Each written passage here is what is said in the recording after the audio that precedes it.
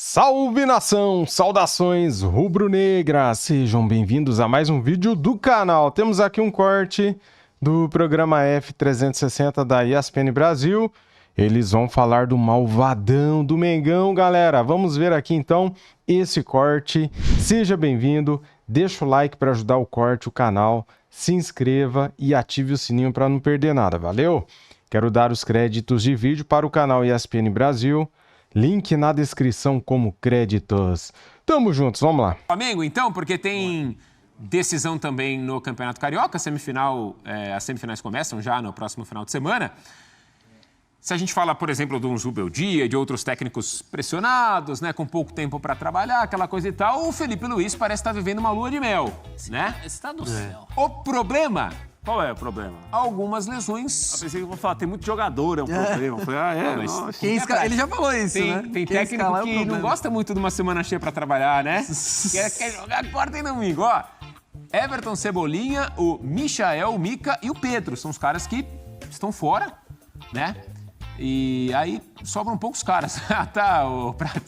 Poucos e bons. Só Bruno Henrique, crise de só rico Luiz é uma Araújo. delícia, né, Suma? Crise de rico é uma delícia, crise né? de rico. O cidadão fala assim, eu vou comprar qual o tamanho de lanche? Essa minha lancha não tá tão boa. dá, né, Tem que cara? comprar um pouco maior, é uma maravilha. O problema de rico é ótimo, prof. O Gonçalo Plata e o Juninho são os caras que estão à disposição, então, por conta das baixas desses lesionados. Problema de rico, para dizer, solução de pobre. Essa é boa. Agora, tem boas notícias também. O Pedro deve voltar antes do que se pensava. Possivelmente. Em abril. Belíssimo reforço. Boa notícia. Assim, de imediato, essa questão do Cebolinha pega. Essa é a menos questão nova, pela né? contusão e mais porque o jogo é agora. Né? Sim. Tem poucos dias para se recuperar. Mas tem tanta opção, hein, Matheus? Quem não queria ser Felipe Luiz numa condição dessa? Não, e mexer no time em alta... A gente tá como vendo está o momento Flamengo, da lesão aí, né? Contra o Maricá, né? Cebolinha. Nesse Primeiro tempo ainda. Final de semana, essa é a contusão recente, né, de um atleta do Flamengo. Mas estou com o professor. Obviamente, você minimiza a perda, porque o time está muito bem. O trabalho está sendo bem desenvolvido, os resultados são muito bons. Então, Ninguém esperava que o Bruno Henrique ia voltar a jogar o que tá jogando. Felipe Luiz, tá jogando muito. dias depois de falar que Luiz Araújo, não de colocar o Luiz Araújo como titular, é um problema, ele mesmo se cobra disso, talvez ele tenha uma chance de colocar agora. Exato. Então, É o melhor trabalho hoje? mexer, é o time que tem chamado mais a atenção. Eu acho que outros times estão bem, nesse começo de ano, é muito começo ainda, mas o Flamengo já fez bons jogos e já tem dado bons sinais com o Felipe Luiz. Talvez se perdesse o Everton Cebolinha em uma outra circunstância, a Preocuparia perda seria mais sentida. Acho que perder nessa situação que o time está agora, dá para minimizar. Num país que ninguém tem pré-temporada, quem carrega algo da outra temporada sai na frente. Os times do país que estão mais estruturados, Flamengo, Corinthians, Vitória. São os times que trazem uma memória do que fizeram de bom no fim da temporada passada. O Flamengo está nessa. Mas eu acho que o diferencial do Flamengo é essa sintonia entre ideias do técnico, que os jogadores entendem, e o jogo que a torcida quer. Isso é Perfeito, um negócio... professor. Ele mesmo falou sobre isso na coletiva, né? Ele sabe que aqui, diferentemente do Atlético de Madrid, onde ele jogou, no Atlético de Madrid, você precisava vencer. Aqui ele precisa vencer e convencer. No Flamengo sempre foi assim. No Flamengo não adianta só ganhar. Você precisa ganhar jogando bem, demonstrando futebol. E o Felipe tá fazendo isso. Agora, tem muita gente também que tenta dar uma menosprezada, como a gente brincou, pô, com essa quantidade de jogadores aí à disposição, até eu, mas espera aí. Renato já falou isso e não conseguiu fazer. Exato, o Tite não conseguiu, Renato Vitor não. Pereira não conseguiu e o Felipe tá conseguindo. Hoje sim é o melhor trabalho no Brasil e é assim, a gente tava falando de Campeonato Paulista, no Carioca o Flamengo é favoritaço, sem querer secar, pelo amor de Deus. Mas contra o Vasco a gente vai passar tranquilo. A gente até estava dando uma olhada nos números, né? São 9 vitórias do Flamengo nos últimos 12 jogos e nos últimos 4 mata-matas. O professor estava vendo essa tela mais cedo comigo.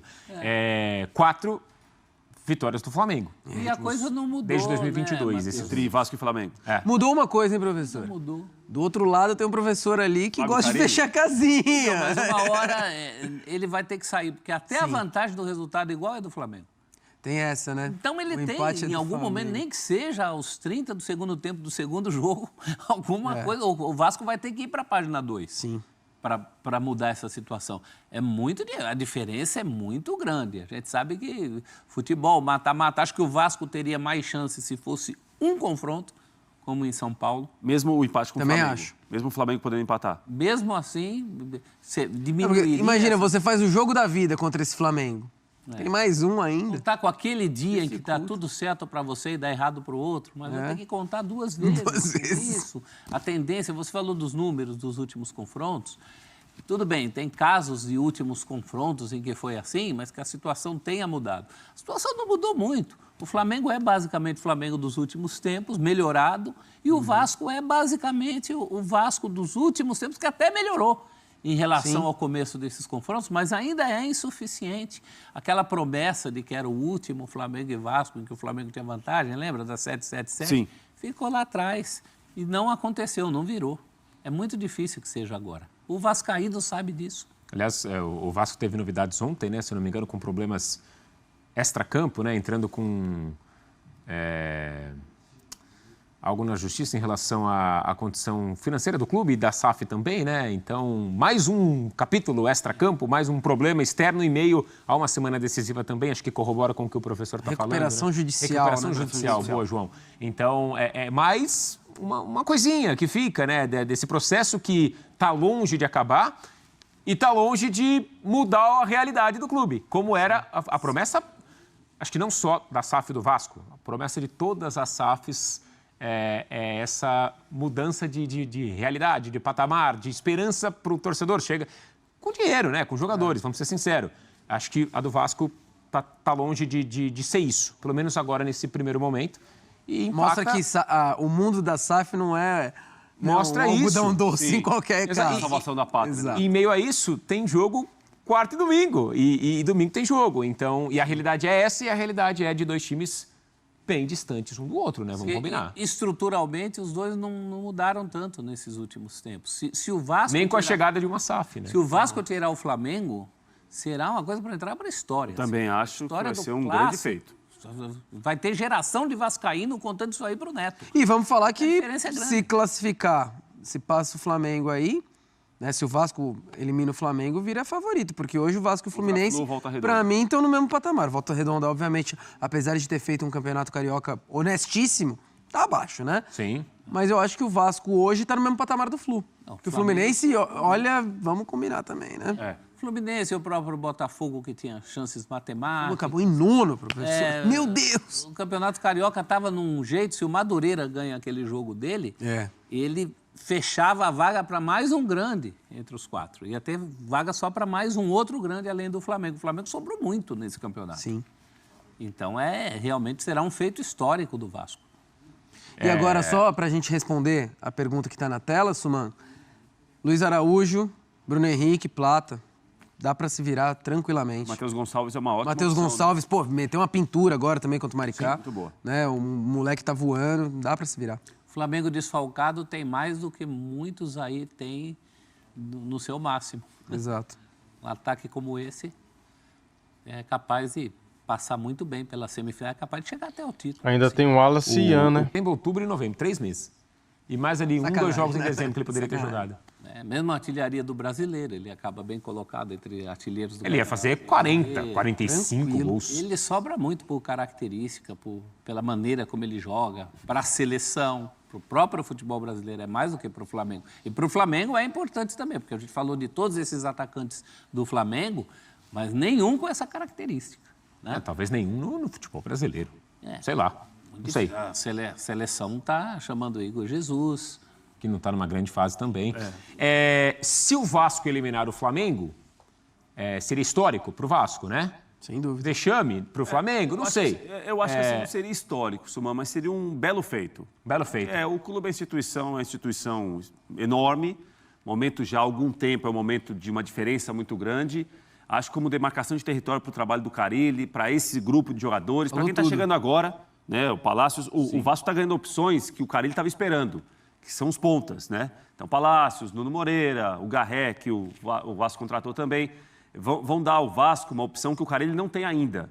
Ele está muito desesperado para ter um time que também tem a velocidade pelos lados do campo. Ele está trabalhando muito com meio-campistas que gostam de ficar com a bola, mas que muitas vezes não tem a velocidade que ele quer, o dinamismo que ele quer. Externos desequilibrados. Exato, isso é o professor que usa. Ele fala mesmo, externos desequilibrados. Ô Prats, mas e se um time venezuelano E o CV? vier a São Paulo? Universidade Central de...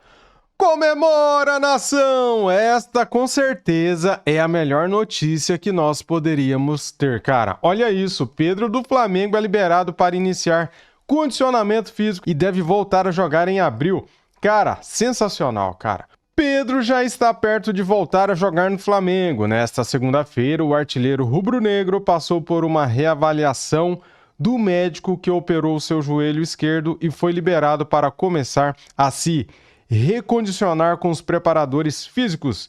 Se a previsão inicial era para um retorno só em maio, às vésperas do Mundial de Clubes, a recuperação animou para antecipar o prazo. Se tudo correr como esperado e ele não sentir mais dores, Pedro será liberado para ser reintegrado ao elenco entre o final de março e o início de abril, mês em que deve voltar aos gramados. O processo de recuperação está sendo acompanhado pelo médico cirurgião Luiz Antônio Martins Vieira e o Dr. José Luiz Runco, novo diretor médico geral.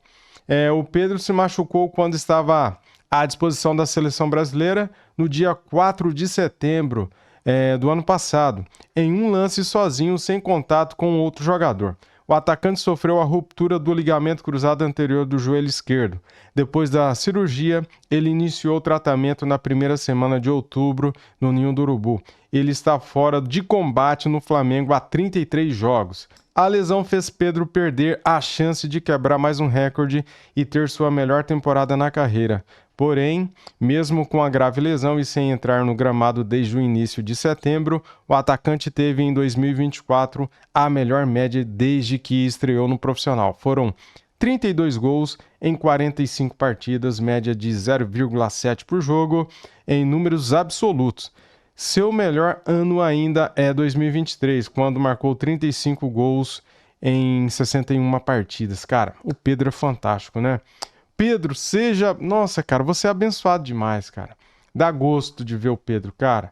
O Pedro é um ser humano genial, fantástico. Que notícia, meus amigos, que notícia excelente. O Pedrão vai voltar. Cara, esse ataque do Flamengo vai ficar letal. Já é, né?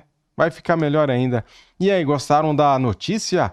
Deixa o like, se inscreva aqui no nosso canal e ative o sininho. Tamo juntos, saudações rubro-negras. Fui!